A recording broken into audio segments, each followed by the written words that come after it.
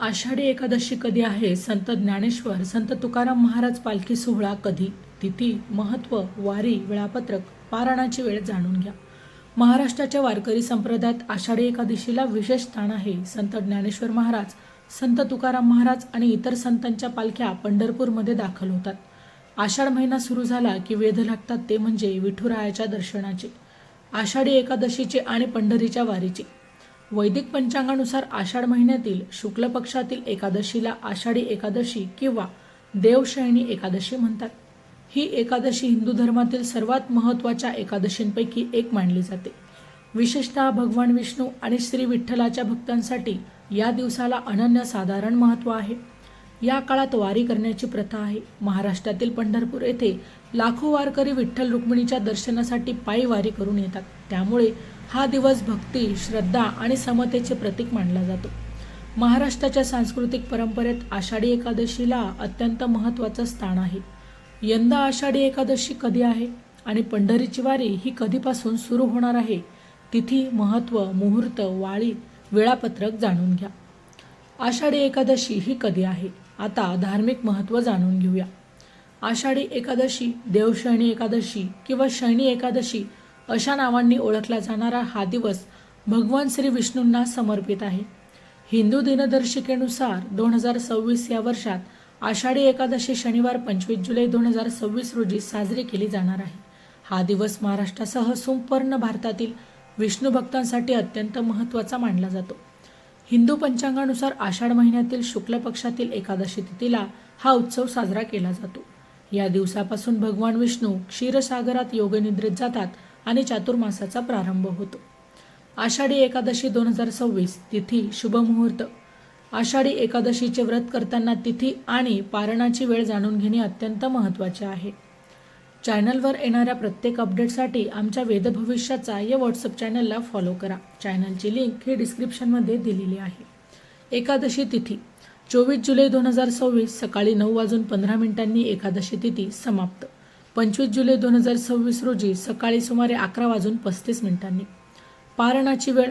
व्रताचे पारण 26 जुलै 2026 सकाळी 5:30 ते 8:30 या वेळेत करणे शुभ मानले जाते.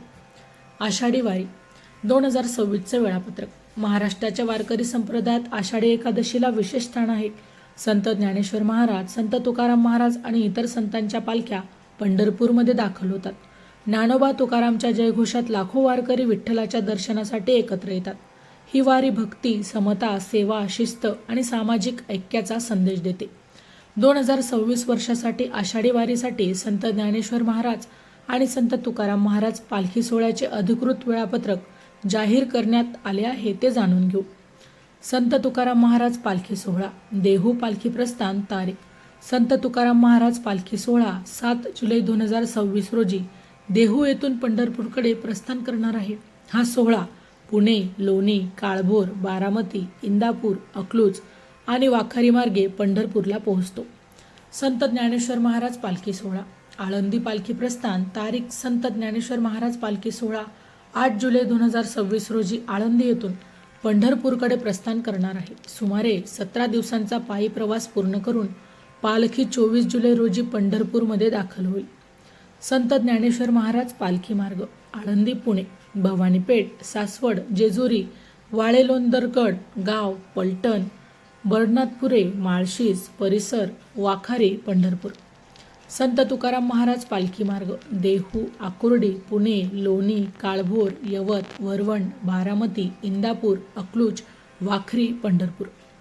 पंढरपुरात पालख्या दाखल कधी होणार? आषाढी वारी ही महाराष्ट्रातल्या सांस्कृतिक, धार्मिक आणि आध्यात्मिक परंपरेचं प्रतीक मानली जाते. या वारीतील सर्वात महत्त्वाचे आकर्षण म्हणजे संत ज्ञानेश्वर महाराज आणि संत तुकाराम महाराज यांच्या पालख्या.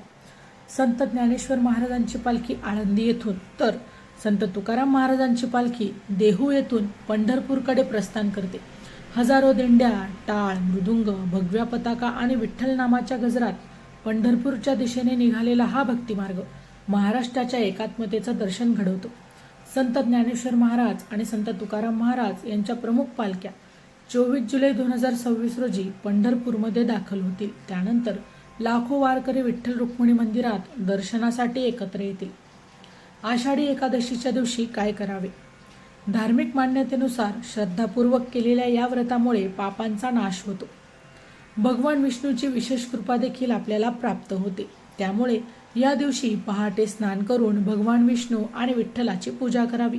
दिवसभर नामस्मरण, जप, भजन व विष्णू सहस्रनामाचे पठण करावे.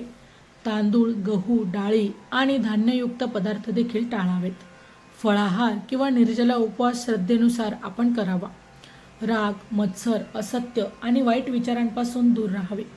द्वादशीच्या दिवशी योग्य वेळी पारण करून हे व्रत आपण पूर्ण करावे. माहिती आवडली असेल तर अवश्य शेअर करा.